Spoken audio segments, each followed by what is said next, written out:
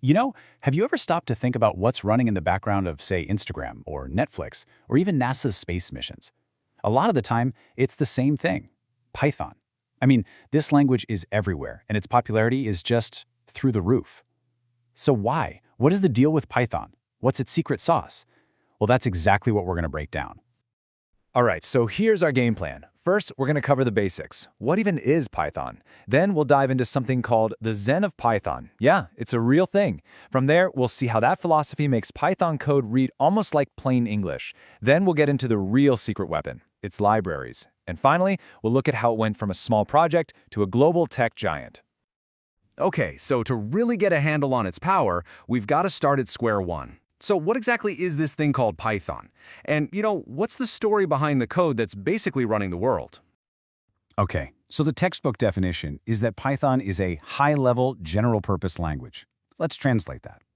High-level basically just means it's built for humans. It's easy to read, easy to write, and it handles all the messy, complicated computer memory stuff in the background so you don't have to. And general purpose? Think of it like a Swiss Army knife. You can use it for pretty much anything, websites, data science, you name it. But the real key, the thing you have to remember, is code readability. That is its absolute superpower. And here's a fun fact that actually tells you a lot about the language's whole vibe. It's not named after the snake. The creator, Guido van Rossum, was a huge fan of the British comedy show Monty Python's Flying Circus. He wanted a name that was short, unique, and a little bit weird. And that choice says it all, really. That slightly goofy, playful spirit is baked right into Python's DNA. And that spirit, it's not just for laughs. It really gets to the heart of Python's core principles. See, we're not just talking about syntax and rules here. There's a whole philosophy, a unique way of thinking, that's literally built into the language itself. And that whole vision really came from one guy, Guido van Rossum.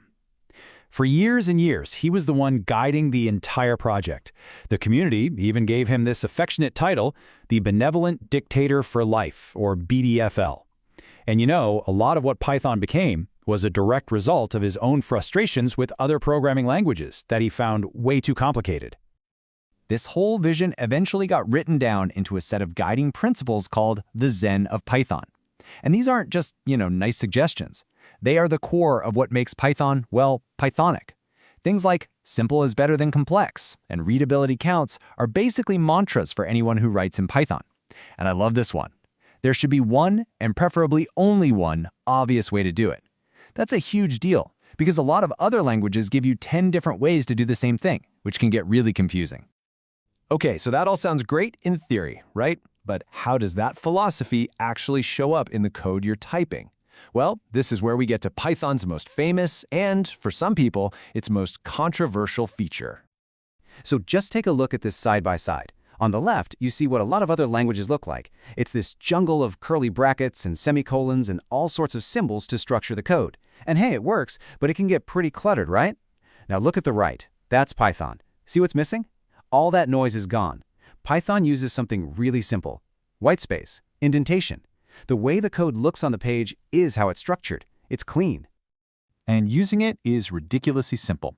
You just write a statement, like an if statement, and end it with a colon. Then you hit tab or space a few times to indent the next line, and that's it. You've just created a block of code.